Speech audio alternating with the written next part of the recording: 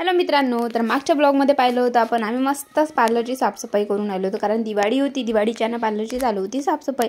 मग मस्त पार्लरची साफसफाई झाली. त्याच्यानंतर मग आम्हाला जायचं होतं एक्सपोला. त्या एक्सपोची तयारी करणं गरजेचंच होतं.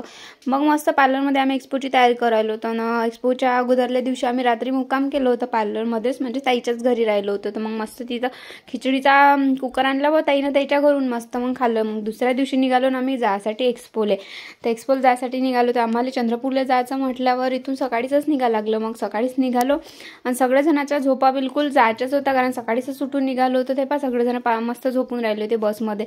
तनू तर भल्ली बुढीबाई सारखी बस झोपली होती आणि बाकीच्या बाई इकडे कशा झोपून राहिल्या होत्या. वातावरणही फ्रेश होतं मस्त आणि त्याच्यात झोपाही एवढ्या येऊन राहिल्या होत्या का बस थंडी लागून राहिली होती. मस्त स्वेटर गिटर घालून सकाळी सकाळी गेलो होतो. आणि प्रवास एवढा मस्त लागते ना थंडीच्या वेळेस, स्वेटर घालून सकाळी सकाळी मस्त खूपच मस्त वाटून राहिलं होतं. मग काय सगळेजण बसमध्ये बसून मस्त आपल्या आपल्या प्रवासाचा आनंद घेऊन राहिले होते. आणि ताई तर आमच्या त्याची तयारी बिलकुल झाली नव्हती. ते पण तशाच आल्या होत्या बसमध्ये बिलकुल रोलर गिलर लावून. मग सगळेजण बसमध्ये बसून मग मस्त तयारी केली. मग झाली एक्सपो. झाली आमची एंट्री. आता तिथं वेगवेगळ्या ज्या मेकअप आर्टिस्ट होत्या त्या येणार होत्या, तर मग त्याच्या एंट्री सुरू झाल्या. त्याच्यानंतर मग आम्ही थोडीशी आमचे मटक झटक होऊन बसलो व तिथं.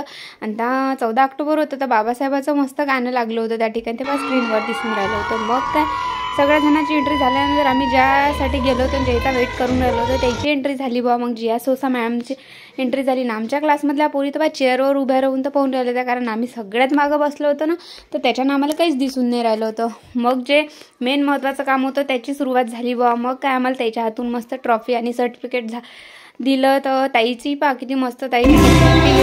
मग काय आता 14 ऑक्टोबर म्हटलं नाही तर आपल्या बाबासाहेबाचं गाणं लागलं आणि रमाबाईचं. त्याच्यानंतर मग आमचा झाला ना तिथं डान्स चालू.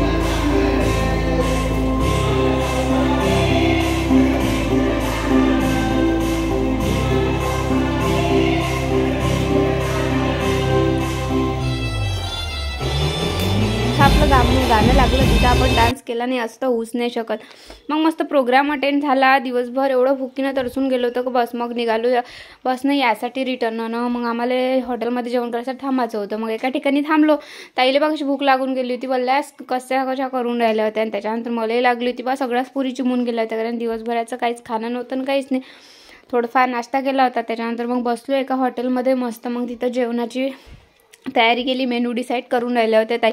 एवढ्या रात्री भल्ला एक्सायटेड होत्या बा. आमच्या ताई तर बिलकुल एक्सायटेडच राहते प्रत्येक वेळेस. सगळ्याच पुरी होत्या बसल्या. मग मस्त तिथं एक ढाबा होता, त्या ढाब्यावर बसून मस्त जेवण घेऊन केलं. असा गेला मग आमचा चंद्रपूरचा टूर. चला मग भेटू नेक्स्ट व्लॉगमध्ये. बाय.